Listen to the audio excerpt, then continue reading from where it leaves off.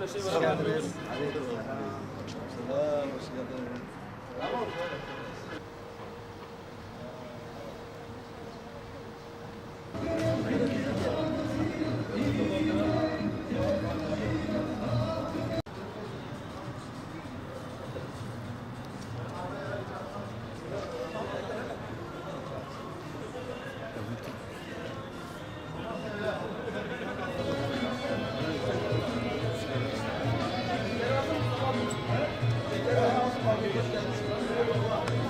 Değerli misafirler, Hüdapar Gaziantep İl Başkanlığı 2. olan kongremize hepiniz hoş geldiniz, şeref verdiniz. Allah'ın selamı, rahmeti ve bereketi hepinizin üzerine olsun. Euzu billahi mineşşeytanirracim.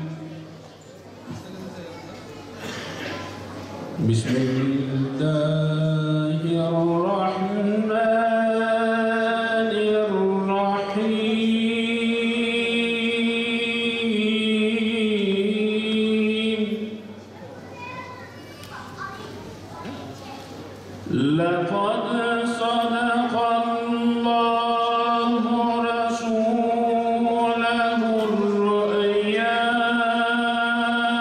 بالحق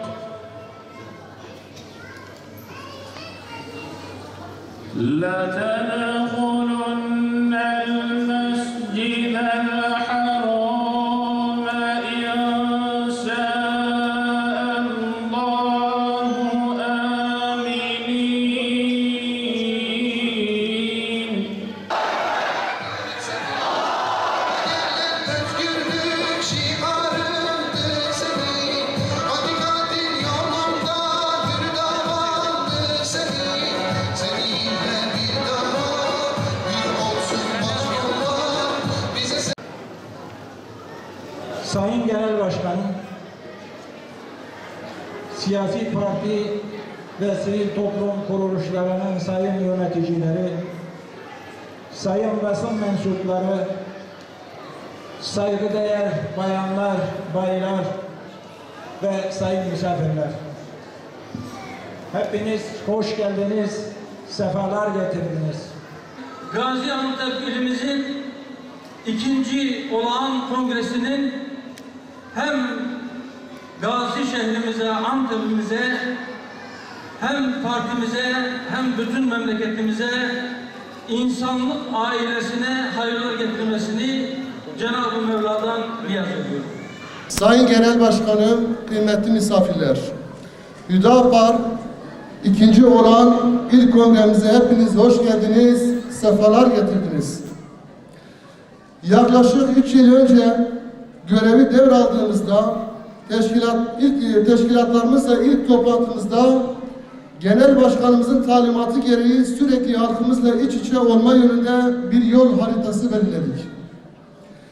Gaziantep şehrimizde toplumun dinamikleri hükmünde olan sivil toplum kuruluşlarını, siyasi partileri, sendikaları, hemşehri derneklerini, kanaat önderlerini, kamu yöneticilerini, yerel ve ulusal yayın yapan, görsel ve yazılı basını ziyaret edip tanışma ve fikir alışverişinde bulunma fırsatı bulduk.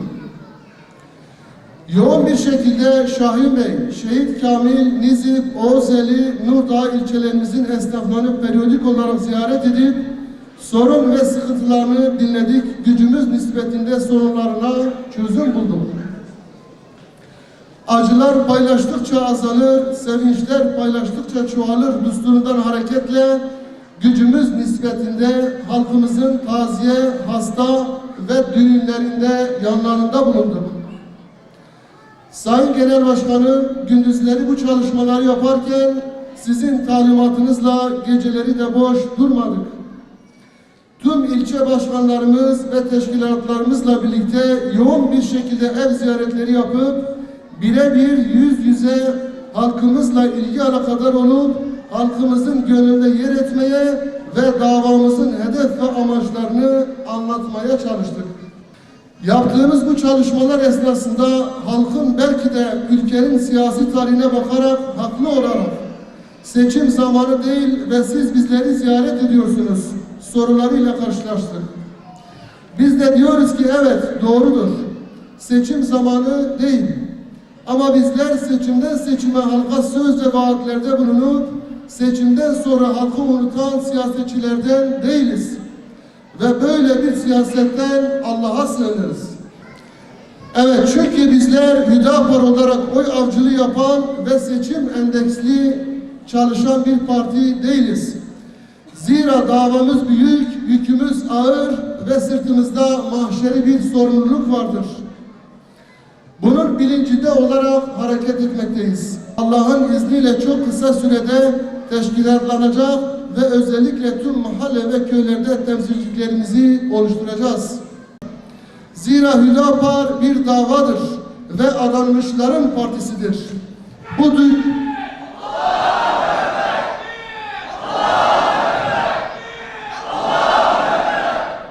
Seçimler listenin zarfa konup sandığa atılmak suretiyle yapılır.